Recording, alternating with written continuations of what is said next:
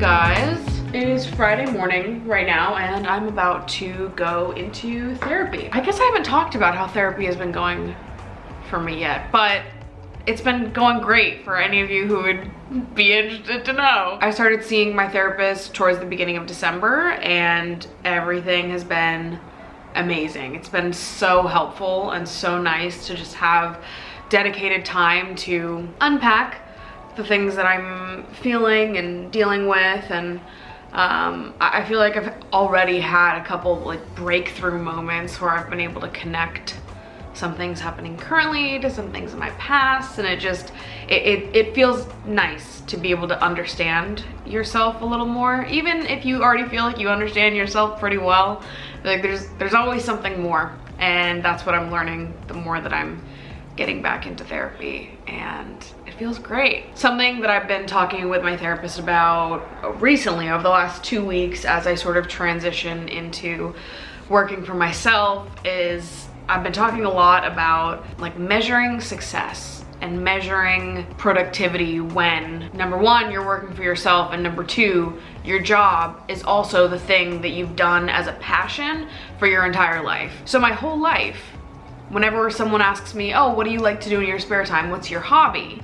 My hobby is making videos. My favorite thing in the world is making videos. But now, making videos is my job, and it's my hobby, and my passion, and the thing I love most in this world. But when what you love is your job, and you're the only one involved in the process, you know, I don't have a manager, I don't have anyone monitoring me or keeping me on schedule for shit. Like everything is me. I'm in charge of myself 100%. No one is helping me with this. When you're totally on your own like that, matched with the fact that your job is now the thing that you used to do in your spare time, like how do you track success and progress and productivity when none of it really feels like work? Especially when you're so used to like the 9-to-5 structure, the having a supervisor, having a boss, you know, that sets goals with you, and without that structure, when you're only reliant on yourself, like what does that look like for me, and what's gonna feel fulfilling for me? And it's been nice to have space to sort of talk through that change. It's just brand new, you know? It's a major adjustment going from being used to such a traditional workplace structure to now having a pretty non-traditional work life at age 24. So anyways, that's been really nice to have my therapist to talk about, and also just all of the other things that I've mentioned in other videos before that made me want to get back into therapy, like, you know, reading comments about myself, taking in feedback from other people, and just how to manage my mental health in spaces where I tend to escalate and get anxious and freak out a little bit. So it has been nice to just have space to talk about it. I've been journaling after every therapy session to really jot down what I'm feeling during the session, after the session, what we talked about, and what I need to think about and reflect on in the upcoming week, which I enjoy. I think I don't know. I think I just like have fun being like introspective. Okay, anyways, let me go to therapy. I'll be right back. I feel like my last couple videos, my hair has looked really good. And take your last looks because I'm changing it in like 2 hours. Beginning of the pandemic, I put these purple money shot pieces in, and I love them. I love having purple hair. I always wanted purple hair growing up. My mom was my hairstylist as a kid, and she would just never do anything fun and funky with my hair. I had a pink streak in middle school, and then I had purple ombre in high school, and that was it. That was as much as I ever did with my hair. Point being, take your last looks, because I'm about to go fully rogue, bitch, and do something else. Before I go and get my hair done, I wanted to introduce our sponsor for today's video, which is our friends over at Pill Club. I've talked about birth control so often on this channel because I have been in a war with birth control since since the dawn of time, really. When I was in high school, I started out on the pill. From there, I switched to an IUD. IUD super did not work for me. Switched to the NuvaRing, loved the NuvaRing, but eventually decided to switch off of it and go back to being on the pill about a year and a half ago, and the pill has been working great for me. That said, I hate going to the pharmacy, which is just one of the many reasons why I love the Pill Club. If you're unfamiliar, Pill Club is an online service that prescribes and delivers your birth control straight to you for free. The Pill Club offers personalized care, all from the comfort of your own home and delivered straight to your door. Who is texting me? It's my mom, okay? She's the one who birthed me. She can text me whenever she wants. She wasn't on the Pill Club. With the Pill Club, their licensed medical team puts your reproductive health first with access to affordable birth control, period care, and sexual wellness products, all with an online subscription. Also, very much worth noting that the Pill Club ships in discreet packaging. So if you're in a situation where you would like to be on birth control, but you want it to be more private, you want to keep that information to yourself, Pill Club ships in discreet packaging, so no one is gonna know that doesn't have to know. Most brands of birth control are free with insurance or Medicaid, otherwise they start at as low as $7 per month without insurance. The Pill Club is offering a $10 donation to bedsider.org for each one of you guys that becomes a patient, and your donation will help low-income individuals gain access to birth control through bedsider.org. That's thepillclub.com/partylikeMaddie to get your first birth control care package and to donate to women in need of affordable birth control. Again, that's thepillclub.com/partylikeMaddie, and you will need to use that link in order to have your donation go through. All right, any guesses for what I'm doing with my hair? It's something crazy. Oh, I'm so excited.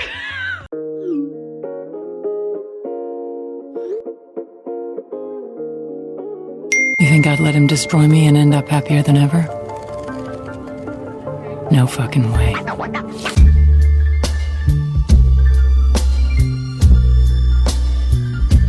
All right, are you guys ready? What the fuck is up, bitch?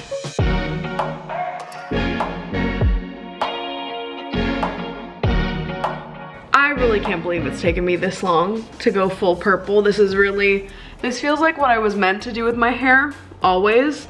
My hairstylist fucking killed it. 3 different shades of purple in my hair, and I am living my fucking purple fantasy for real now. With my matching eyeshadow too, like I really just get to be as extra as my heart desires every single day from here on out. Thing is that I've had low maintenance hair my entire life. I have always been like a air dry and let my hair do whatever the fuck it wants kind of person. And now I have a head of entirely bleached hair, which means that I now have high maintenance hair. And I now need to pay close attention to how to keep my hair healthy. I'm excited to be forced to get a little bit better at hair, spend more time on it, figure out how to style it, how I like it to look. We'll see. I don't know. This is a new adventure for me. Also, excited to figure out how to style my outfits with purple hair. I don't know if I'm gonna have to like completely throw out some colors. Like, can I even wear the color red anymore? Not that I even wear that much red to begin with, but it's just like a whole other color that you have to bring into consideration, right? Not that I really fucking care. I feel like if you have purple hair, you kind of just, you have to commit to the bit. If you have crazy colored hair, you kind of just have to be like, okay, well, I'm a little extra.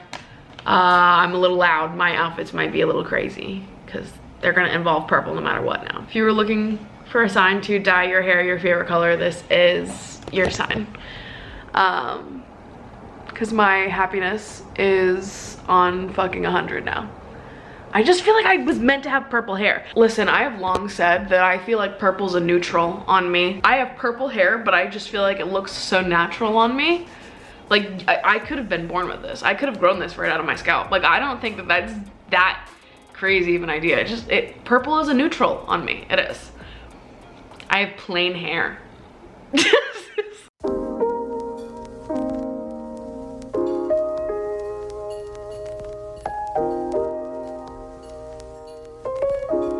I've fully become an iPad kid. Or an iPad mom. I I'm serving 45-year-old woman energy right now. I'm going on a second date today. I still have pimple patches on. I made my dating profile probably like 2 weeks ago now. Been on 3 first dates and now I'm going on a second date. I feel like even like 2 weeks in, I already have so many fucking reflections and thoughts. Kind of shocking to me that it's going differently. Maybe I should have expected this, but I think when I took the year off dating, I didn't think that when I would start dating again, it would be different. I just thought that I would be better at handling it. One of my friends who also took some time off dating said to me that like someone should really look into like women who take a year off dating, really connect with themselves, get clear on their boundaries, what they're looking for, XYZ. Like, how does that impact the type of partners that they choose? Like, do you just have a stronger intuition? Are you better at sensing out the genre of person that could check your boxes, you know? Because I went on 3 dates last week and they were all great. They were all wonderful dates. They seemed like great guys. Obviously not all of them are gonna get second dates because while you may be great, you might not be great for me. But I think that the quality of date has just been different than the type of dates I was going on before. I think I'm gonna read a little bit this morning before I do all of my tasks and take off my pimple patches. I feel like I talk about reading pretty randomly on my channel, and I'm always getting DMs from people being like, do you have a Goodreads account? Like, where can I find all your book recommendations? And I'm always like flabbergasted that people want to know what I'm reading. Being so interested in reading and books is still relatively like a new interest of mine. When I was a kid, I loved reading, and then I stopped enjoying reading throughout middle and high school because of school. So I sort of stopped enjoying it for a few years, and then I went to college and I minored in creative writing in college. I loved poetry, and so for a while I was really only reading poetry books and just indulging in literature that helped inspire the stuff that I was writing. And then throughout the pandemic, I started to get more and more interested in reading. The caliber of that interest has really ebbed and flowed a lot, and over the last 6 months I've been on like such a reading kick. I've just been so enjoying reading and exploring a lot of different genres and topics that I just haven't before, and I've been having a lot of fun doing it. So I set a goal for myself to read 50 books this year. I'm not gonna like push myself on that goal, obviously. Like, I want reading to remain fun. I don't want to like set goals for myself and then be stressed out about meeting the goal and then not do it. But I think it's just like a fun way to track how much I'm reading. I wanted to just share with you guys my TBR, a couple of the books that I've got on my list and the ones that I just read as well. So the first book of the year that I read was Trick Mirror. I actually started this in 2020. No, I did not. I started this in 2021. Started in like late November. It took me like a month and a half to get through this in its entirety. I think I rated this book a 6 out of 10. I did really enjoy this book. It's a book of essays, all focused on self-delusion in the age of the internet. I really loved some of these essays and found others a little bit hard to get through. Not that I didn't like it. I enjoyed a lot of the essays. I honestly think that maybe I'm just in more of a fiction kick right now. Plus, I think that sometimes analysis of really big pop culture events, by the time you read it in a book, you're like, I've already heard this argument and listened to this dissection 100 times on YouTube. Maybe that's the hard part about writing about topics like the internet and self-delusion, because a lot of these major examples of it, like, we've talked it into the ground, you know? Then after that, I read 7 Husbands of Evelyn Hugo. I just finished this the other day. I could have read this all in one sitting if I had the time. It was so fucking good. This book is about an old Hollywood icon named Evelyn Hugo who recruits this writer, Monique Grant, to write her memoir, and Monique Grant has no fucking clue why Evelyn chose her. She's like, what the fuck, this is so random. Why does Evelyn Hugo want me to write her memoir? Evelyn sits down with Monique and recounts her entire life story, and it's separated through her 7 different marriages. And by the end, you figure out that there was a reason that Evelyn chose Monique to write her memoir. It's a really fucking good book. These are the 2 that I already read this year, and then I just started Just Kids by Patti Smith. I've only read like 15 pages, so I'm barely into it, but I've heard so many good things about this book. I just love a good tale of romance, especially in like 60s, 70s New York City. After I read Just Kids, I'm planning on reading The Unhoneymooners. I bought this in like fucking September and I still haven't read it. I feel like I'm just in like a romance novel kick right now. Like all I want to read is books about love, stupid things. Olive Torres is used to being the unlucky twin. From inexplicable mishaps to a recent layoff, her life seems to be almost comically jinxed. By contrast, her sister Amy is an eternal champion. She even managed to finance her entire wedding by winning a slew of contests.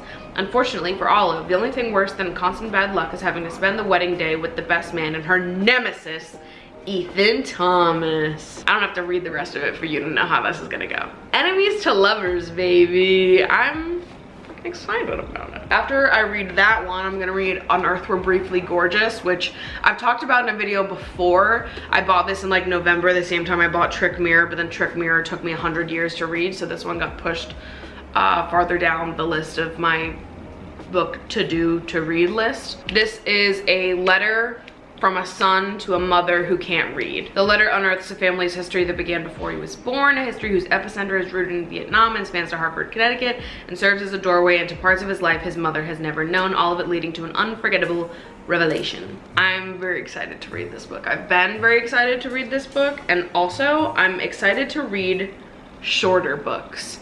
This isn't that short, it's 250 pages, but I feel like all of the books that I've read recently were like 400 pages. And I'm excited to read something a little bit shorter.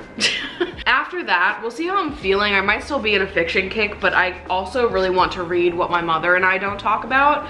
I've seen this talked about on TikTok. It's 15 different writers exploring what we don't talk to our mothers about and how it affects us for better or for worse. I feel really fascinated by mother-daughter relationships because I think that they can be some of the most complex, complicated type of relationships. I was just very drawn to this book because I think my own relationship with my mother is very complicated.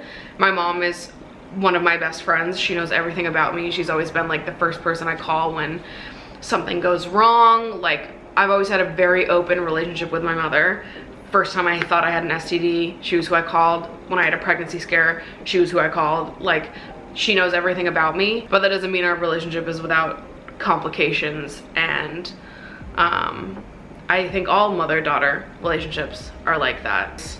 That's why I was drawn to this book. I just think that mother-daughter relationships, mother-child relationships in general are really fascinating. My camera just died, but if you guys are interested in hearing more about what books I'm reading, what I like, what I don't like, follow me on Instagram. I do post about the books that I'm reading every now and again on my stories, and I pin them all to a saved story on my profile so you can go back and check out my reviews. I'm gonna go take off these pimple patches, do my makeup, and live my purple girl fantasy. I love you all. Follow me on Instagram because I'm dumb sexy. It's actually ridiculous. And I'll see you in my next video. Bye!